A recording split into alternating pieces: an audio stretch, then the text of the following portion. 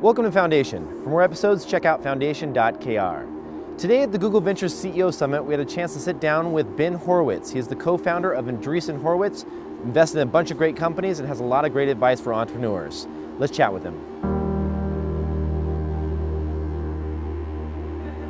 So let's, I want to start at the beginning. I'm curious about your background. When did you first get out to the Bay Area? So I actually got out here, well, I grew up in the People's Republic of Berkeley, so that kind of counts as the Bay Area, but not necessarily Silicon Valley. But I went to school in New York, and I got back here to Silicon Valley, which I'd never been in before. Basically, I grew up in Berkeley. I had never been over here as a summer intern engineer for a company called Silicon Graphics, which actually used to be located right where Google is. And it was the Google of its day. It was sort of, had all the best engineers. It was the greatest environment. It was the best building. It was, everybody good one. And they were working on the most amazing things that you could ever imagine. Cool looking computers too. The enclosures were awesome. Oh yeah. No, everything about it, the design, like it was just like, blew my mind. And just how smart everybody was there. It was crazy. So you had a CS degree then? Yeah. So were you coding at that point? Yeah. So I was working on, at that time, this is some real trivia. There was the operating system for Silicon Graphics was called IRIX, and they were coming out with the first multiprocessor machines. And so we had to take IRIX, which was built for a single processor, and make it work on multiprocessors. So those of you who are engineers know, so you got to put semaphores around all of the various routines and whatnot. And a lot of my job was just like crashing IRIX. Like, can you make it crash, Ben? I'm like, oh yeah, I can make it crash. I'll write a program. And so, that's kind of how I got started. But my boss, who I work with, he's in one of our portfolio companies, Chris Wagner, I would panic the kernel. And like when kernel panic, for those of you who aren't engineers, is particularly hard to debug because there are no tools. You're at the lowest level. So you just get like this dump of hexadecimal, like incomprehensible stuff that you can look at. And my boss would look at the hex dump and he would go, oh, in that address there, that should be a pointer, not a value. And I would be like, how the hell do you know that? But that, that's how smart those guys were. And so after that, you moved on, and then you joined, I believe, Netscape. Was it Netscape right after that, or? Well, no, not right after. So I went to a startup, and that startup taught me like best cure for startup fever. Join a startup. Was that something that you had launched yourself, or were you an engineer there? No. I was an engineer there, and then I ended up kind of being a product manager at the end, and then eventually I got to Netscape. Which was, Netscape, because it was Jim Clark and Silicon, a lot of SGI people, I thought it would be a good company. And then when I like most people who were alive then, when I saw the browser, I was just like shocked and amazed, like what a breakthrough it was. And that's when you first obviously met Mark there. Yeah, that's where I met Mark, or as I like to call him, Big Tunchi. So when did you decide that, I want to be a CEO? Did you guys worked on, was it LoudCloud initially together? Yeah, so after Netscape, we started a company in 1999 called LoudCloud, which was one of the original cloud computing companies. And it turned out 1999 was too early to start that company. It turns out that much more recently is better. And there were a lot of reasons for that. One, hardware hadn't gotten commoditized in the same way, so servers were proprietary and from a company called Sun that some of you may remember. And then there was no virtualization, like server virtualization pretty much didn't exist in those days. So a lot of the things that are pretty easy in cloud computing now were harder and possible. And then bandwidth was extremely expensive. $1,500 a megabit when we started. So for those of you who understand bandwidth pricing, that's high. And so you grew that company to how many people? So, well, it grew to about 650.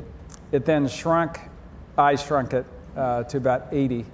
And then it grew back up to about 550 by the time we sold it. How do you deal with company morale when you have to go through something like that?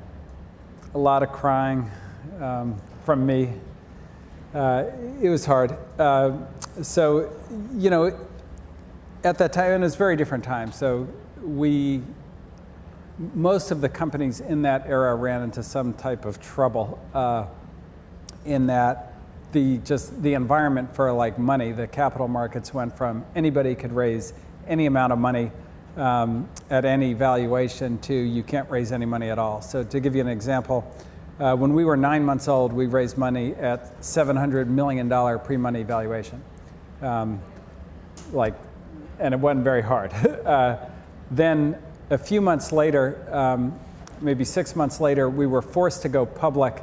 We couldn't raise money privately at all. The only way to raise money was to have an IPO. I went public with 4 weeks of cash in the bank at a $400 million pre-money valuation. So that's quite a startling change in capital markets environment.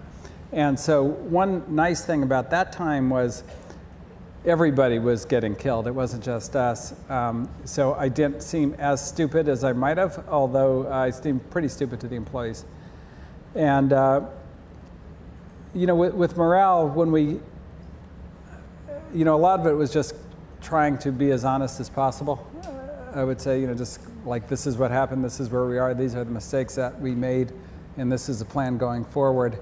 And you know, one of the things I did when we changed the business from LoudCloud, which was cloud computing, into Opsware, which was basically the software to control a cloud, I took everybody off site and I just said, look, this is a new company. We're doing something new. We're changing the name of the company. And here's why I think you should join. And I just tried to talk everybody into joining again. And at the end of the talk, I said, you know, if you want to join, that's great. We're going to give you a new stock option package and we're starting again today. And if you don't want to join, that's okay. But all I would ask from you is you just tell me now. And it doesn't mean I'm going to walk you out the door, but let me and you work on, you know, finding you a job over the next couple of months. And don't kind of halfway do it. Because if anybody here is halfway in, that's going to be a huge problem for us. And people, thankfully, took me up on that. And 2 people quit that day. And then of the other 80 we had, I think we kept all but 2 for the next 5 years. Wow. What was Mark's role during this time? Well, he was chairman, so his main role was to basically torture me.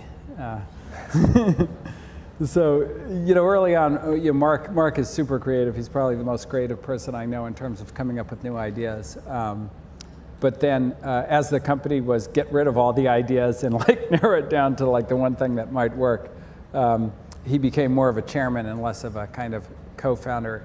But it was nice to have somebody to talk to. You know, CEO, one of the problems with being CEO, and I know a lot of you guys are CEO, or this is the CEO Summit, so most of you are, is you're sort of all alone. And you know that there's things that are going wrong in the company, and you're not quite sure how bad, but you're very worried. But if you talk to people about them in the company, you most likely will make them much worse, because then you'll potentially increase the worry, particularly if they're abstract concerns. And so it's a very kind of tough job in that way. And having somebody like Mark who I could talk to about it was always, you know, it was just nice to have somebody to talk to, I would say, more than anything else. How do you manage your staff? Like, you've written before about giving direct feedback to staff, even if it's negative. Yeah. Talk to me about that.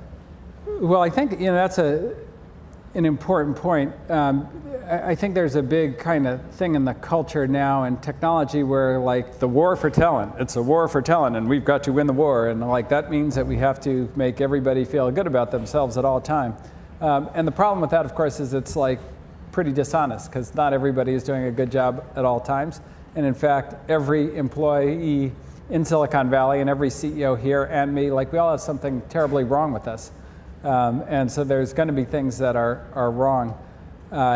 So like, being nice to everybody all the time or never telling them what's wrong it turns out to be a really dangerous thing. So you want to, it's really important just in general to be giving feedback always. Like, always be giving feedback. And then negative feedback, not just about people, but about what's wrong in the company is critically important in a tech company. So if you think about the difference between really good companies and not so good companies, in good companies, the bad news really travels. So like, you know, gee, we're like, this product is all like screwed up and everybody knows it, we all talk about it, and we deal with it, and we go fix it. In bad companies, people know it's screwed up, but nobody will say anything because they don't want to get screamed at by the executive, or they don't want like somebody who's sensitive who worked on it to get upset. And so you kind of really want a culture that's desensitized to hearing negative feedback. You just want people used to that and happy to just say, oh, this is a problem, great, we'll go improve it, as opposed to, oh my God, I can't believe that you're, you know, criticizing the way that I like check in code that doesn't work. What are some of the, obviously you see so many different CEOs through your various investments. What are the top issues that they run into? Yeah, well, there's two big issues that everybody runs into. So one is, look, when you're small, like the big issue is, do you actually get the product right and, you know, something that everybody wants to use? And that's an incredibly hard problem. And it's hard to manage through because, as you know, most of our CEOs start out as product people, but then they're CEO and they're not sure exactly how much to exercise their will in the product sometimes. And so that's always a challenge. And if you don't get that right, then the good news is you don't have other problems, because that's the problem that kills you. But then the next problem, if you get any kind of success on your product and you start to grow your company, is communication. So communication, like if you and I start a company, communication's easy. You know, we have a problem, we talk about it. You know, we want to do something, we talk about it. There's no process, there's no formal meetings, there's no organizational design, there's none of that. But when you're 100 people, you can't all get in a room and talk about every problem. And so then there gets to be this drift, and like people don't quite know exactly what they should be working on, and people work on something that somebody else should know about and they don't talk. Somebody builds something that somebody else should use in their part of the code and they don't know about it and they don't use it, and they duplicate the functionality. Is it just silos of information then? Well, it's just information flow across, you know, the bigger the organization, the harder a problem that is. And so I spent a lot of time with CEOs going, well, what is the communication architecture of the company? How does it work? How should it work? How do you know if it's working? How do you know what people know? And how do you improve it? And every time you kind of increase the size of the company, you have to consider about whether you have to change the architecture. So it's kind of like, you know, if it's engineering, right, like there's designs where everything talks to each other, and then at some point you need like a communication bus, so you can just put something on the bus and like other people who are interested in it can get it. And that's, you know, companies are a lot like that, like what needs a communication bus, what's a point-to-point communication, and how does that all work? And that's hard, and that's generally when things get chaotic. It's when CEOs don't spend enough time on the communication architecture, and they spend too much time on whatever, you know, either being an awesome, you know, PR person, or selling too much, or doing other things that aren't running the company. When you talk about scaling up a team, you know, a lot of our entrepreneurs here are just a handful of people, 3-4 people. When you grow to 10, 15, I had a startup that I met the other day that had 4 employees and they were all VPs. But when's the right time to add directors, VPs? Like, how do you feel about all that? Yeah, we call that not enough Indians, right? Right. Too many VPs. Well, it's tricky, right? And a lot of it is company specific. So generally, the job of a vice president is to, you know, like from a title standpoint, if you bring someone in as a vice president, they're going to have an expectation that they're going to do a job of a vice president. Well, what's that job? Well, it's kind of managing several layers of management, a director layer and a manager layer. And so if they don't have any people, just the fact that they wanted to do that job means that's the job they wanted to do, and they probably don't know how to do the job that they're in. Or they don't want to do the job that they're in. And any of that is a problem. So generally, you kind of want those positions as the company gets to the size that it needs them, like that's the best and the most kind of organic, the most natural as opposed to artificially flavored. Now, of course, there are times in companies where like there's some reason to put them on steroids and to have those artificial hormones injected in, but they cause issues. There are side effects, and so you just have to be careful. But in general, the general rule of thumb is you kind of hire them as needed when the organization kind of gets to the size and scope where you require that functionality. And you know, I wrote a post once called the scale anticipation fallacy, which is a lot of times you get advice, particularly if you think about recruiters and VCs, what we see as the failure is some manager that didn't scale. And so we're always trying to correct for that, especially recruiters, right? Like somebody didn't scale big enough, and so that's the failure. They don't see the other failure, which is, somebody came in too senior and couldn't do the job. They don't, that's a harder one for them to understand the why on. So as a result, they always want the CEO to get more scalable people. Well, like one, you don't know who's going to scale in your organization. You just can't know. You can't know in advance. And then it's fine if somebody does a great job running engineering for a year and a half and then can't scale to run the bigger engineering organization. There's nothing wrong with that. Like, that's fine. It's not really a failure. It's like you got a year and a half out of somebody doing a good-ass job. Like, good. Pat on the back. Like, not failure. And the real dumb thing is to bring in somebody who could manage it 2 years from now but can't manage it today.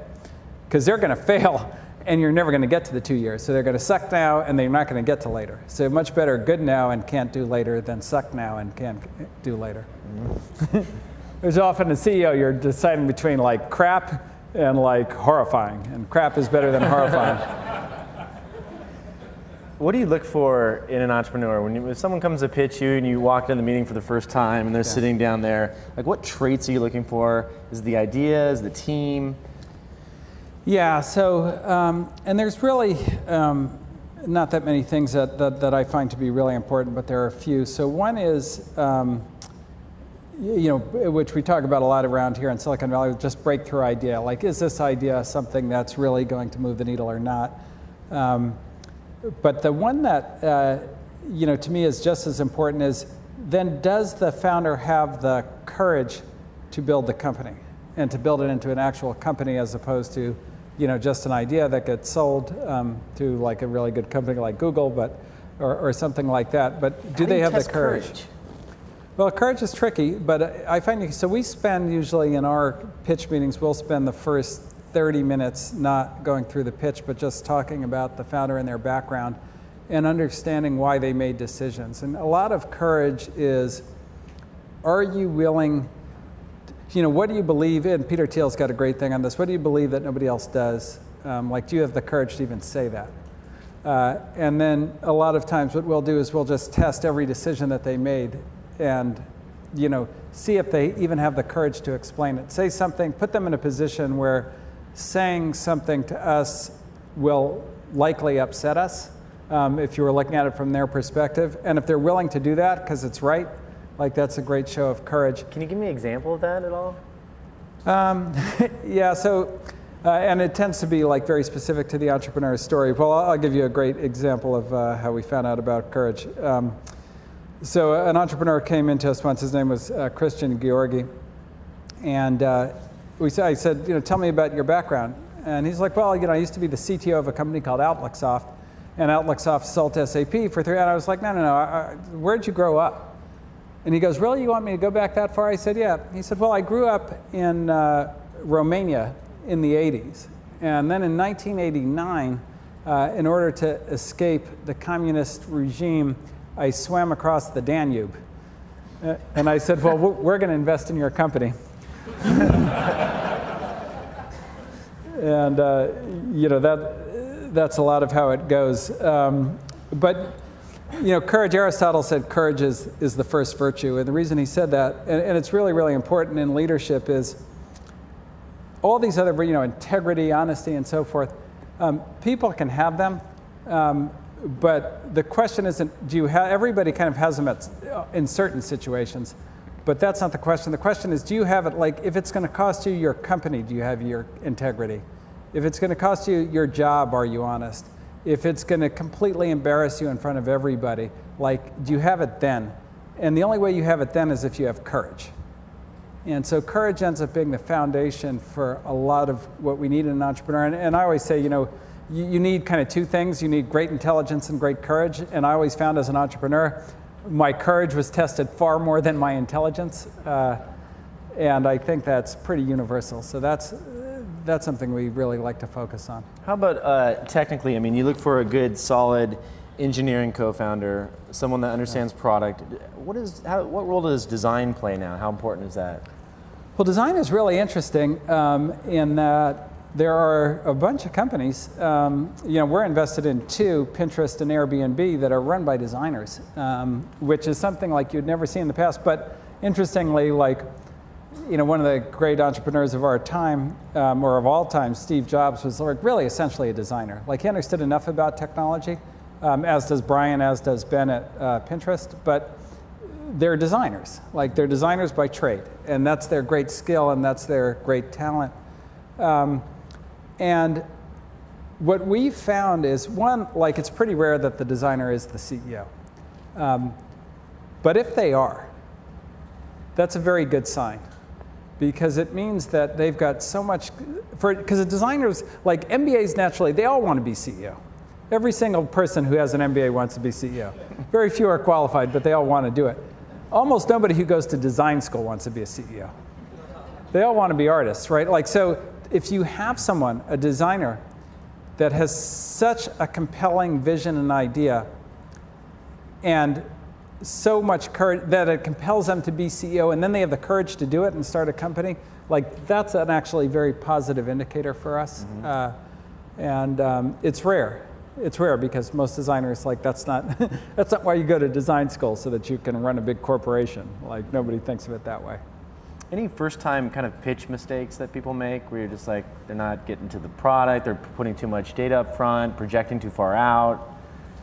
Yeah, well, you know, to me, the big thing on pitches is the big mistake people make is they try to appeal too much to the venture capitalist. So the thing, and that'll drive us crazy, because it's a little bit of a sign of anti-courage. Like, so they'll put a plan in, and they'll be, okay, here's our plan for the next 2 years, and they'll have their financial plan.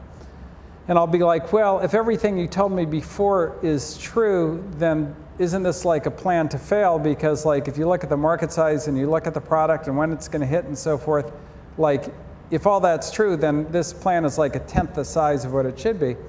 And they're like, yeah, but we thought you wanted to hear this, because we, you know, VCs like conservatism. And I'm like, well, the fact that you care what I like makes me not like you. And that's kind of, you know, so that's the biggest mistake. Now, that may not be a mistake with some other VCs, but for me, because courage is such an important thing, anything that shows a lack of conviction or courage or belief in what you're doing is what always ends up worrying me. Like, either you believe it or you don't, either you're committed or you're not, either you have the courage to build the company or you don't. And it is a really high bar. I mean, like, you know, I'm talking like, oh yeah, I'm like King Courage, you know, I was sweating bullets when I was CEO, and I was like, my guts were boiling, and like I was up at 2 o'clock in the morning just like all you. And I know some of you are. You're sitting there silent, but you know you were sweating, and you'll probably go home tonight and start sweating. But like, so that's part of it. And courage isn't, it's not that you don't feel fear. You feel just, Customato has this great line where he says, look, the difference between a hero and a coward isn't what they feel. They feel the exact same thing. It's what they do.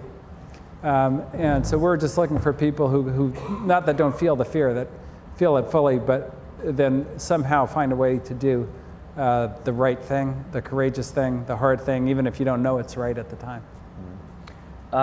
Talk to me about board meetings. Who runs the show? What's the perfect board meeting for you? It seems that this is something that like all entrepreneurs really fear.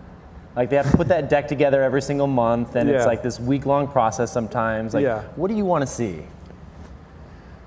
Well, so the board meeting, it's a couple things. One, so part of it is actually for the entrepreneur. So like probably the most valuable thing that comes out of a board meeting of a startup is it's a kind of forcing function, process function to get everybody in the company to take a step back and say, okay, what are we doing? How are we doing? Are we on track? And if you don't have a board meeting, you don't actually ever do that, right? Like you never go, like you're kind of in the forest chopping down trees, you're in the war, like, you know, shooting the enemy. You're not looking back and saying, okay, is the game plan right? So the board meeting is kind of that time that you can prepare to do that. So to me, you know, the first thing is, you know, as the entrepreneur, do you get that accomplished? Do you get your people to get to a set of data that makes you feel like you've got a good overview of where the company is and this is a good checkpoint? And if you do that and present that at the board meeting and then kind of have time to discuss interesting issues, then you're doing pretty good. Like then you're in like the 95th percentile. And you know, I think people get, one, like board members like to be like super involved in all kinds of product strategy and details and so forth. But that doesn't mean they're good at it. And one of the things that you'll notice when you're running a company is the knowledge gap between the people in the company and the people on the board starts out small and gets big over time. So when you start your company, your VC will have all these really interesting insights. But then when you're like a year into it, like, and you know every bit of customer feedback, you know the product architecture cold, you know like what you can do and what you can't do, and they come in with, you know, out of left field, oh, I think you should put a button here, and it's like, all right, great, like, you know, like, do you understand anything about product strategy and the amount of knowledge that you have to do it correctly and so forth? So it gets kind of frustrating. So you don't want to put yourself in that position where the board is kind of trying to do the product strategy on what you're doing. Where the board can be useful, though, is what are you not doing? So one of the problems in running a company is you spend all your time and all your energy optimizing, tuning, refining, A/B testing, getting really good at what you're doing. But then there's a whole world of stuff you're not doing, and one of those things may be something you should do. And a good board, if you kind of give them the right context, can go, you know, we ought to also do this. And sometimes it might even be, we ought to buy this company because like if we had this and that, then this becomes like a real primary company. And if we just do this, then we're going to have to get acquired at some point. And that's a lot easier to see from the outside than from the inside. So there's those kind, you know, you want the right kind of strategy from the board, not the wrong kind of strategy. How much of that do you share with the staff? I've seen some companies take the entire board deck and just send it around to everyone and have an open conversation about that. Yeah, so I think transparency in general is very good. You don't want to share noise, but for sure, the board decks and so forth, distributing those. Now, once you go public, you know, one of the things that I think some of the recent companies from Silicon Valley that went public found out the hard way is, like, you're forced, if you're transparent and you're public with all your employees, then you lock them up and they can't trade their stock. So like you do have to just be aware, like when you cross that line. But before you cross the line, I think sharing as much as you can is smart in general. Don't protect your employees from bad information or bad news or negative stuff, and don't like try and, like a huge mistake is because when you recruit people, you want to tell them how great it's going to be, and then they get in and like you want to keep that story going, so you don't tell them the truth about like, oh, guess what, like these numbers are down. Like, that's a huge mistake. Like, whatever you told to get them here, like you got to tell them the truth once they're there. And you told them the truth, hopefully the truth attractively when they came in, but you have to tell them the whole truth once they join the company, and you have to share information. If you're off track, you're off track. But you know, lying to your employees or hiding stuff from your employees, I think is almost suicidal. It's very dangerous. Looking forward next 12, 18 months, your investments, where's your focus? What are you seeing that you like right now? Yeah, so one of our, other than Rap Genius, that's a joke, I just made an investment in Rap Genius. So we're, you know, thematically, one of the big things that we're really focused on is a concept that we call software eats the world, which basically the idea is that software has gotten to an advanced enough state where industries that previously weren't really impacted by software are now being like highly impacted. And so, we've got a company that's making robot toys, and it's really a robot operating system that is able to run these things.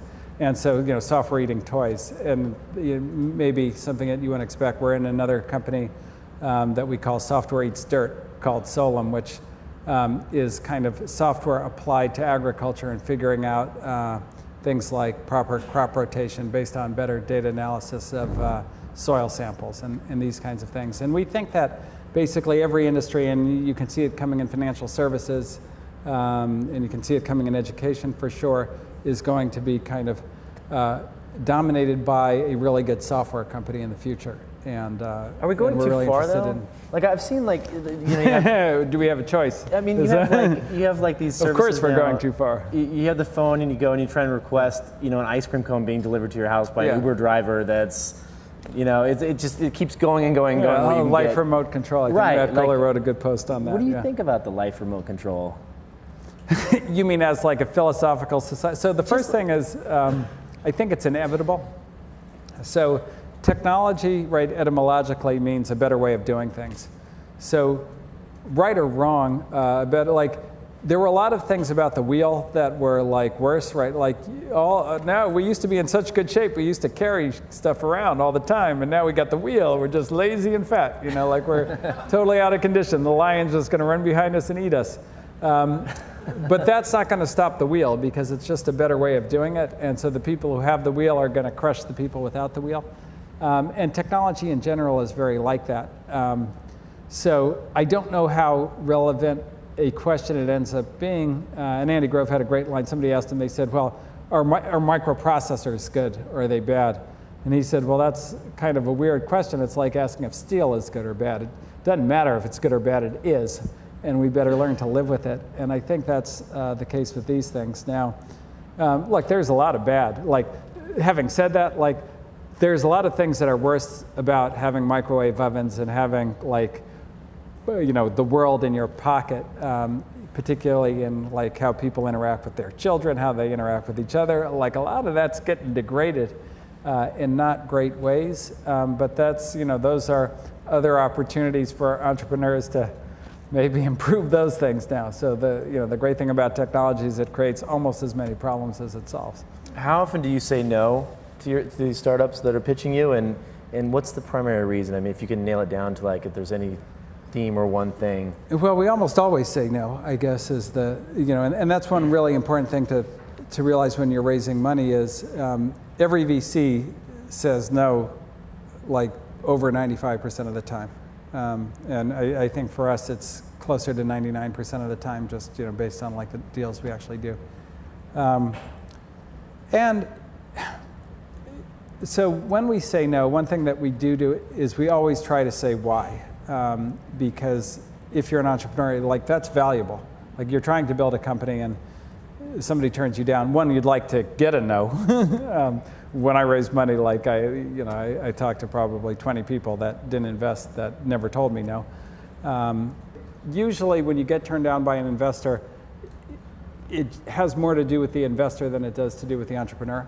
And the reason is, like, you can only do so many deals. Like for me, for example, like I can go on the board of, maybe 10 companies and then I'm out. So like, if you think about the number of entrepreneurs that would like to raise money from me, like that's just a really small percentage. And, it could be my interest, it could be what I had for lunch that day, it could be anything that would cause, a no to come out. It's just, this is how it is. So when raising money, it's important to know that you're looking for a market of one. You just need one person to want to do it, and then you're off to the races. And so I wouldn't get, like, it's great if somebody tells you why, but I would never take anything that happens in fundraising personally as a personal assessment of what you're doing. And the greatest kind of technology companies ever built have tremendous stories about getting turned down by venture capitalists. So, yeah, that just is what it is. Yep. One last question from me. What do you think that Andreessen Horowitz does really well, and what other firms do you like? Yeah, so the thing that I believe we do better, certainly than the firms that were around when I raised money as an entrepreneur, and it's really our whole focus, is we're very, very good at helping the technical founder become a CEO. And that's important in our model because we much prefer the founder to run the company, and we have a lot of reasons for that. But the combination of knowledge of everything that's happened and then commitment to making that company work. And a lot of times, like, commitment when it doesn't even make sense to have commitment is what makes a company succeed. Certainly the case in my case. So we do a lot too. So when the partners are founders and CEOs, so the person on your board is going to be a founder and CEO. The company is set up to give you a professional CEO quality network. So, and we are configured a lot like Google Ventures in that way, where access to talent, access to the press, access to customers. Like, we spend a lot of time and a big investment and a huge number of people in giving you that network, so you don't have to kind of come to the table with it. So that's what we're good at. In terms of the firms we like, well, we like you guys because you're set up like us, so it's easy. We don't have to explain what you do, where they're just like us, but they're called Google Ventures, so that's good. We like, and beyond that, we like the Greylock guys a lot. We work with them, particularly Reed and Anil. We spend a lot of time working with them on various things, and we see eye to eye with them. There's definitely guys at Excel that we like, that we've worked with on various things. So, and it goes, sometimes it goes up and down. Like, sometimes people are on the friends list, and then sometimes they get unfriended. All right, I think we're out of time. One more thing I wanted to mention is not many people know this, but Mark Andreessen was a very early investor in Dig, and you, of course, were on the board. Yeah. I wanted to personally thank you for helping me out during good times and bad.